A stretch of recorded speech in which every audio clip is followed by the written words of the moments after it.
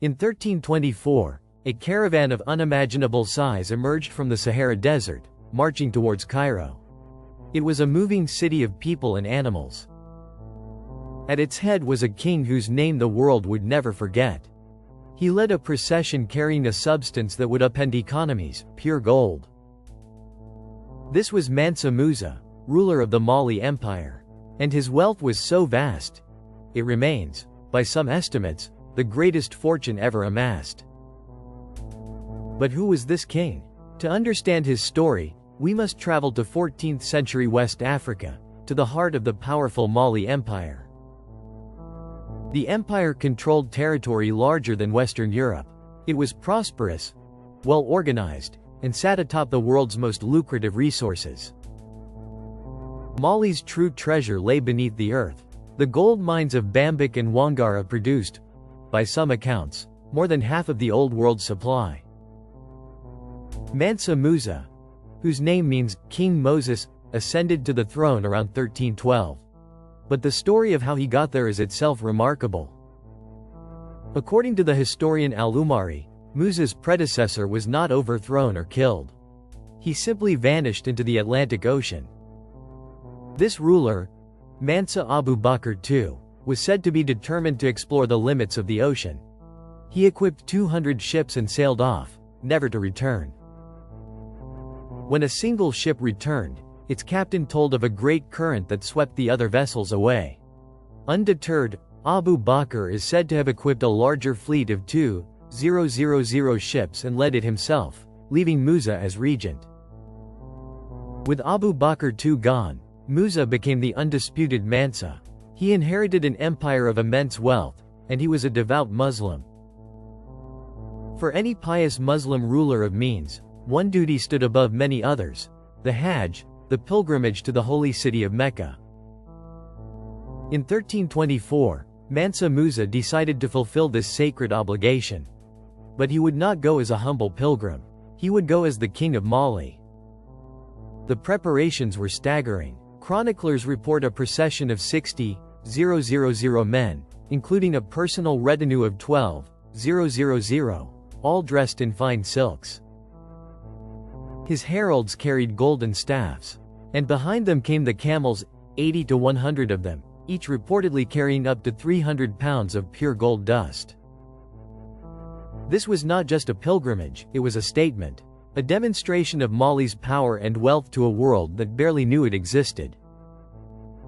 The journey of nearly 4,000 miles was a massive logistical feat, crossing the unforgiving expanse of the Sahara Desert.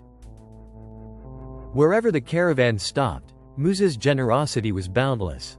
It is said he ordered a new mosque to be built every Friday. After months of travel, the Golden Caravan arrived in Cairo, the bustling heart of the Mamluk Sultanate and a major center of Islamic civilization. According to contemporary accounts, the Cairenes were astonished. The sight of so many people, and so much gold, caused an immediate sensation. Musa was invited to meet the Sultan, al-Nasir Muhammad. Initially, he hesitated, arguing he was only a pilgrim and protocol required him to prostrate. Eventually, he was persuaded. He met the Sultan, but according to reports, he would only agree to prostrate himself for God, not for the mortal ruler. During his 3-month stay in Cairo, Musa's spending and gift-giving were legendary. He gave gold to courtiers, merchants, and the poor. He poured so much gold into the city's economy that he significantly depressed its value.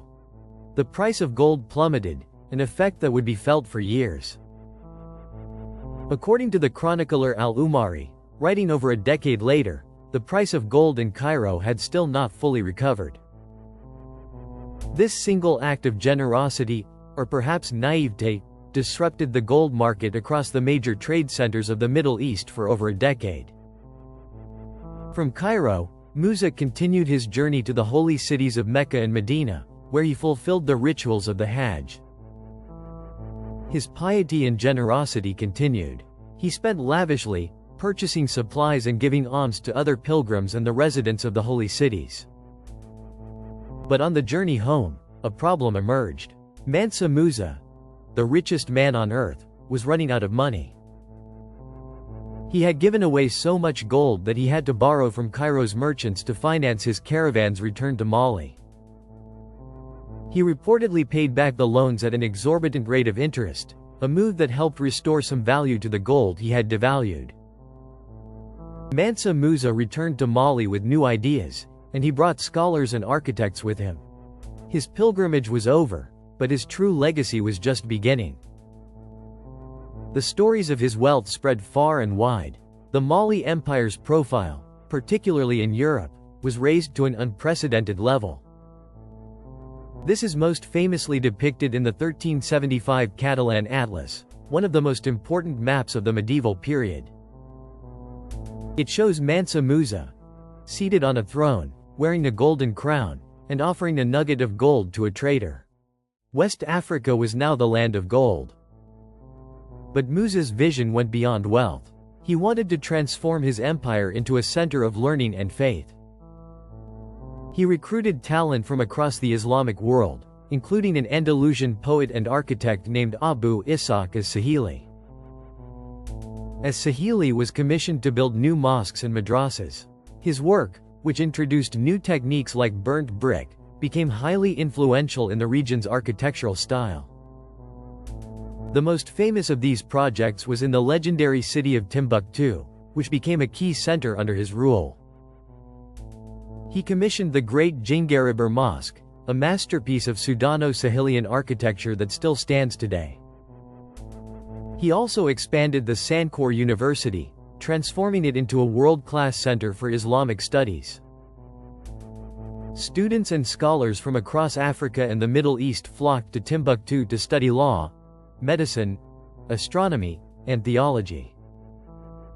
Musa's patronage turned the city's name into a synonym for a remote, exotic, and scholarly place.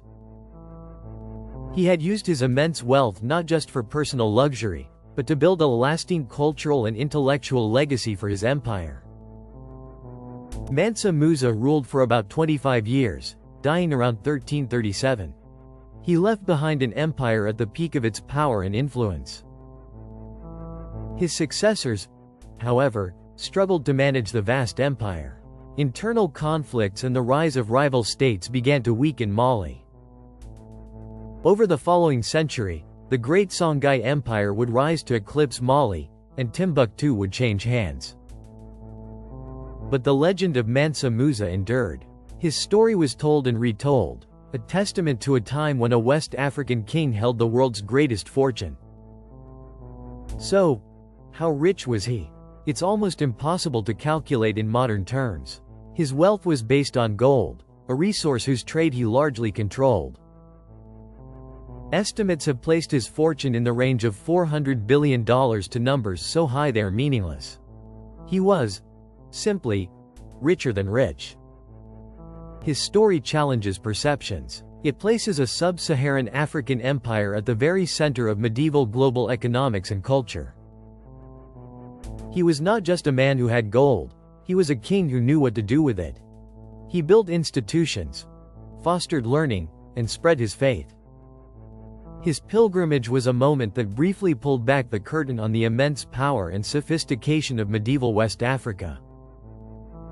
It was a journey that devalued a regional economy, helped build cities, and created a legend that has lasted for nearly 700 years. The story of Mansa Musa is a reminder that history is bigger, more complex, and far more diverse than we often imagine. His golden age may have passed, but the center of knowledge he fostered in Timbuktu left behind thousands of manuscripts. These texts, covering everything from law to astronomy, are a testament to a legacy far more valuable than gold. Mansa Musa's wealth was legendary, but his vision, to build a center of civilization in West Africa, was his true treasure. His reign marked the zenith of the Mali Empire, a golden age built on actual gold, but defined by so much more. The story of the richest man in history is not just about money, it's about the power of a single journey to change the world. While his wealth may be impossible to truly comprehend, his impact on history is undeniable, echoing from the 14th century to today. He placed his empire, and West Africa, firmly on the map of the medieval world, a position it commanded through power, faith, and unimaginable wealth.